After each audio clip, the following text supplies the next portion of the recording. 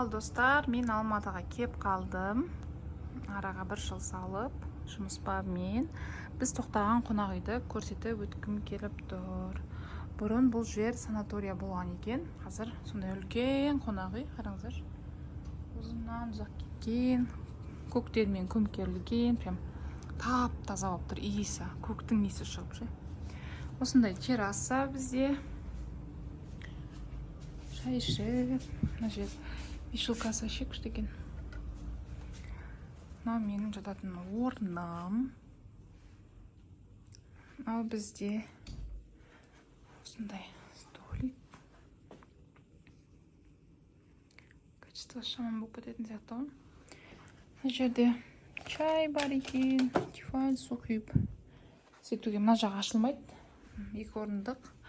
И мынандай уборныймен осындай. Дайшым күшті екен. Енді мен жайғасуым керек. Сумкаларым тұр әлі. Қайсысын жатарым білмей тұрмын. Бассейн күшті екен. Мұздайы, жылысы, гидромассажы барлығы бар. Төбесінде күшті бар.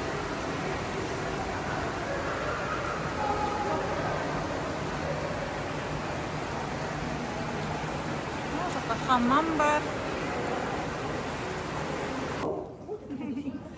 Садитесь, как помните? Заметьте, с какой скоростью все садятся. Заметили?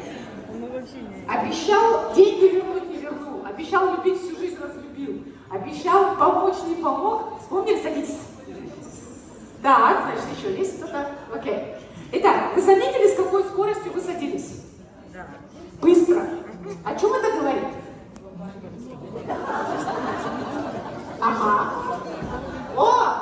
Это говорит о том, что вот эти факты мы помним хорошо. И не потому, что вы какие-то особенные злопамятные люди. Нет. Вам надо понимать, так как вы, во-первых, люди, имеющие отношение к медицине, б, люди, оказывающие сервис. Можно сказать, что вы оказываете сервис? Да. То есть вам надо понимать про коммуникацию, про отношения, потому что сервис — это про отношения. Так вот, люди помнят плохое лучше, чем хорошее, не потому, что люди злопамятные, а потому что так устроена наша биология. Потому что, представьте себе, человек в дикой природе и медведь или волк. Кто выживет? Больше. Нет, человек один, не толпой, без спичек, без машины, без дома. В дикой природе кто выживет больше? Зверь. То есть, понимаете, с точки зрения природы мы для выжить у нас шансов мало, правда? И поэтому мать природа что сделала? Она сделала так, чтобы мы все плохое помнили лучше, чтобы мы выжили. Угу. Поэтому в нашей психике мы плохое помним лучше, чем хорошее. И вам очень полезно это знать, потому что вы должны помнить, что ваши клиенты, пациенты, они плохое помнят тоже больше, чем все хорошее, что вы им сделали. Говорят же, вы клиента хорошо обслужите.